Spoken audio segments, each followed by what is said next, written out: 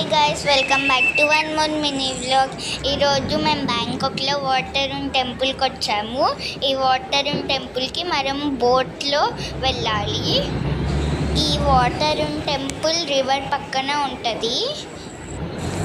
So ఇప్పుడు మేము బోట్లో వెళ్తున్నాము టెంపుల్కి వెళ్ళడానికి. ఈ బోట్లో స్టాప్స్ కూడా ఉంటాయి. కరెక్ట్ మనము ఏ స్టాప్లో వెళ్ళాలంటే ఆ స్టాప్లోనే బాగా చూసి వెళ్ళాలి. వాటరూన్ టెంపుల్ కనిపిస్తుంది చూడండి.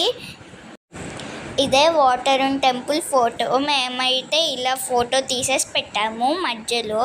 ఇప్పుడైతే మనము టెంపుల్ లోపలికి వెళ్తున్నాము. వ్యూ అయితే చాలా బాగుంది.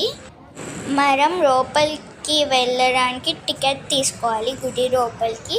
కాబట్టి పదండి టికెట్ తీసుకుందాం. ఇదైతే టికెట్ కౌంటర్. ఇక్కడ టికెట్ తీసుకొని లోపలికి వెళ్ళాలి మనం. ఈ టెంపుల్కి టికెట్ ప్రైస్ ఎక్కువ అనిపించింది మాకు. ఇక్కడ అన్ని డ్రెస్సెస్ అలౌ లేదు.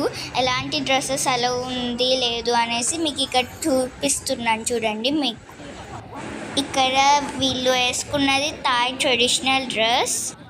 సేమ్ లైక్ మన శారీ లాగానే ఉంది, కానీ వేరింగ్ డిఫరెంట్ స్టైల్.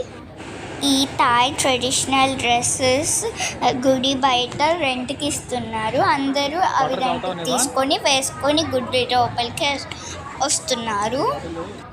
ఈ గుడిలో చాలామంది మాకు థాయ్ ట్రెడిషనల్ డ్రెస్లోనే కనిపించారు.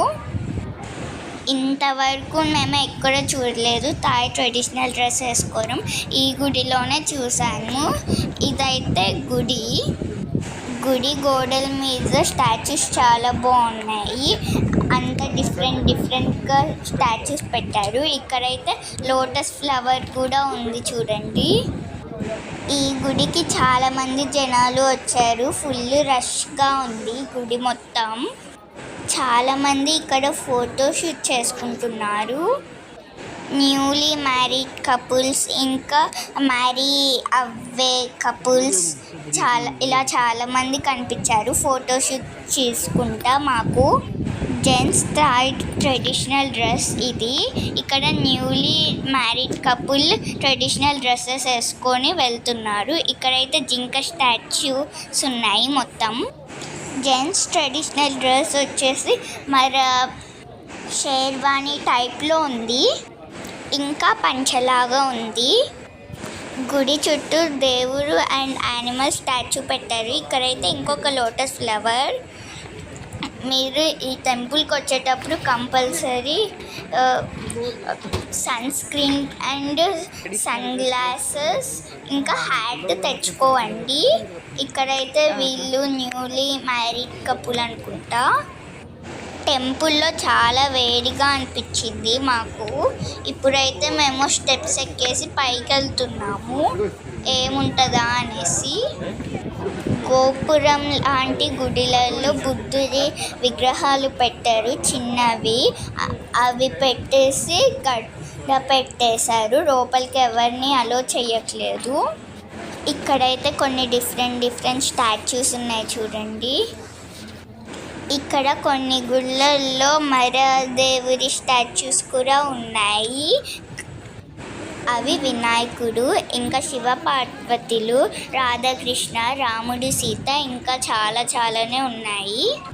థాయ్ వాళ్ళు కూడా ఫస్ట్ హిందూ ధర్మంనే ఫాలో అయ్యేవాళ్ళంట. బుద్ధిజం వచ్చిన తర్వాత ఎక్కువ మంది బుద్ధిజంని ఫాలో అయ్యారు.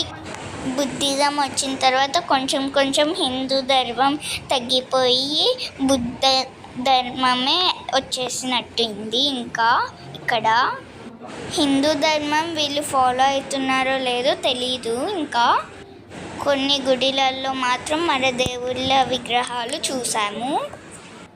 ఇదంతా టెంపుల్ చరిత్ర మొత్తం ఉంది. మొత్తం రాసేసి పెట్టారు. అండ్ కొన్ని పిక్చర్స్ కూడా ఇచ్చారు. అదంతా థాయ్ లాంగ్వేజ్లోనే ఉంది ఎక్కువ. సో మాకు అంతగా అర్థం కాలేదు ఏం రాశారు అనేసి. మేము జస్ట్ చూస్తున్నాము ఏమన్నా అర్థమవుతుందేమో అనేసి. ఇక్కడికి చాలామంది జనాలు వచ్చారు కానీ మాకు అంత అనిపించలేదు. Okay and thank you for watching. Please like, share and subscribe to my channel. Thank you. Bye guys.